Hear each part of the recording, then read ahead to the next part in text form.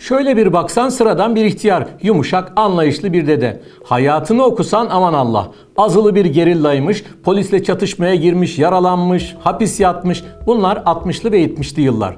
Sonra demokrasi mücadelesinde büyük bir lider olmuş ve 2010'da 74 yaşında iktidara gelmiş. Uruguay devlet başkanı olmuş. Bambaşka, gerçekten çok özel bir lider. Yoksul halk için gece gündüz çalışan, eşi ve 3 ayaklı köpeğiyle saraylarda değil eski ve mütevazi evinde yaşayan, 87 model otomobilini kullanan, başkanlık personelini reddeden, 12 bin dolarlık maaşının %90'ını hayır kurumlarına bağışlayan, dünyanın en yoksul cumhurbaşkanı olarak anılan, 2015'e kadar görev yapmış, bir ara Türkiye'ye de gelen bu lider José Mujica, halk arasındaki adıyla El Pepe.